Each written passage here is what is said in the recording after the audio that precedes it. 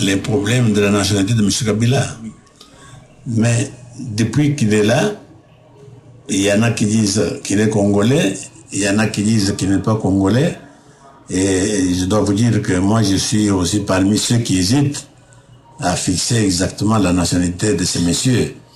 Mais comme il est quand même là, nous avons dit que ce monsieur est là par la volonté de la communauté internationale, ce n'est pas par la volonté du peuple congolais.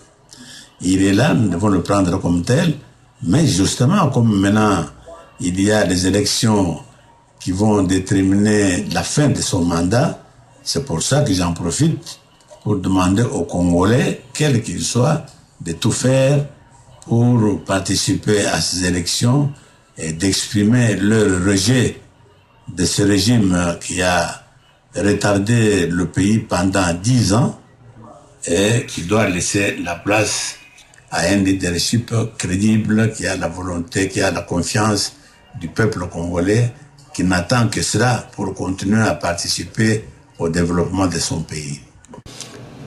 Oui, Tshisekedi acceptera ça si c'est un autre candidat qui passe. Mais il doit être évident que si M. Kabila passe, ça ne peut être que par tricherie, parce que nous sommes au Congo, nous connaissons le Congolais, tous, vous venez de dire vous-même ici, expriment la même volonté du rejet de M. Kabila. Et si jamais, par miracle, M. Kabila passe, c'est une certitude que chez nous, il risque d'y avoir une véritable explosion. Parce que personne ne croira que M. Kabila peut passer par des élections libres, démocratiques et transparentes.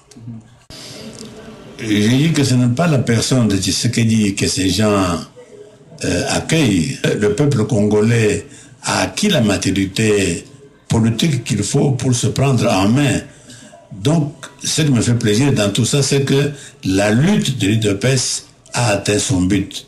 La lutte de l'UDPS consistait à élever les niveaux de conscience, le niveau de maturité du peuple congolais pour que, justement, cette union qui dit pour la démocratie et le progrès social, que cette démocratie soit le fait des Congolais eux-mêmes, que ce ne soit pas le fait de forces extérieures. Et ça me fait un grand plaisir parce que, après 30 ans de lutte, et quand je vois cela, j'ai dit, le peuple congolais a atteint la maturité et je crois qu'il est temps qu'il commence d'abord à élire des dirigeants dont il a confiance et surtout commence le travail du développement. Parce que la maturité, après la maturité, il faut maintenant que les Congolais pensent au développement de leur pays. Et ça me fait un très très grand plaisir. C'est que demander à mes compatriotes de continuer à me faire confiance, parce que vous venez de le dire vous-même, l'accueil que je reçois partout, que nos compatriotes continuent à me faire confiance. Nous allons instaurer un état de droit au Congo où régnera la justice, la bonne gouvernance et la lutte contre la corruption et contre les antivaleurs. Ce qui fera qu'ils pourront avoir un cadre dans lequel ils peuvent se développer et atteindre des niveaux que tous les pays développés ont atteints. Merci. L'histoire nous apprend que même les conflits les plus graves ont trouvé leur solution dans le dialogue.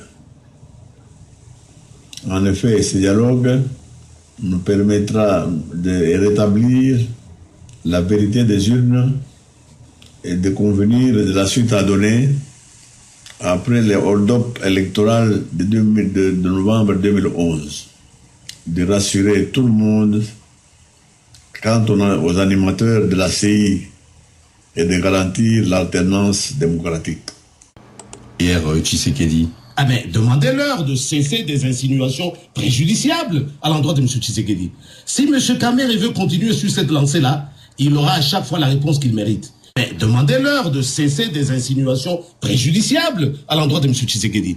Si M. Kamerhe veut continuer sur cette lancée-là, il aura à chaque fois la réponse qu'il mérite. Nous avons plus de 90 partis politiques qui se sont rangés derrière M. Tshisekedi, sans condition. Quand vous demandez à M. Tshisekedi des postes ministériels, par exemple, ou être à la tête des institutions, ce sont des matières réglées par la Constitution du Congo. Eh bien, l'impression de tout le monde, c'est Kabila, c'est pire. Parce que Mobutu avait au moins certaines notions. de la chose publique, de l'intérêt général, même si il utilisait cette notion par démagogie pour au contraire servir ses intérêts à lui, tandis que Kabila manque de toute notion, de quoi que ce soit. Il navigue à vue, il ne sait pas où il va. Ce qui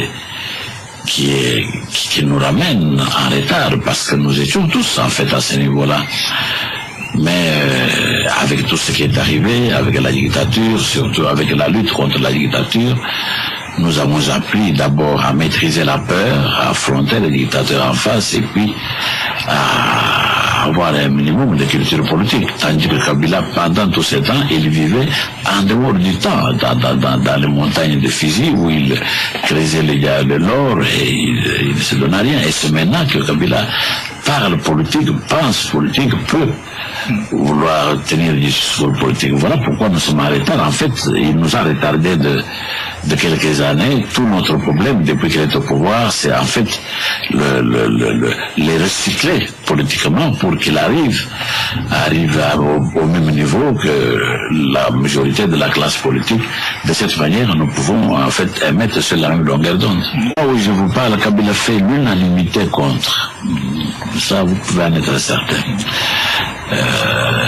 Il peut tenir combien de temps comme ça? Bon, moi je sais pas, mais j'étais justement en train de vous dire que la peur que sa répression sanglante avait imposée avait provoqué ce que vous pouvez avoir l'impression que c'était une faiblesse. Mais je vous dis, au moment où nous parlons, si vous suivez les nouvelles de Kinshasa, c'est presque chaque jour qu'il y a des manifestations. Maintenant, la peur est terminée, le parti d'opposition, particulièrement mon parti, a commencé à mobiliser les jeunes. Et je ne donne plus beaucoup de jours à Kabila s'il ne s'implique pas. Explosion, même dangereuse pour tout le monde, à commencer par lui-même. Mais dans le passé, on a vu les Congolais capables d'accepter n'importe quoi sans se révolter. Ah ben mais justement, il y a un phénomène de croissance. Il ne faut pas croire que le Congolais reste statu quo. C'est comme un enfant congolais grandit tous les jours. C'est pour ça que maintenant nous parlons de la démocratie, parce que nous sommes suffisamment mûrs pour nous gouverner. Donc ce que hier on supportait, parce qu'on avait un certain esprit, un esprit d'enfant, tout ça, cet esprit s'en va, parce que les gens deviennent sages, deviennent adultes, et par conséquent commencent à contester ce qui ne va pas. C'est autre chose.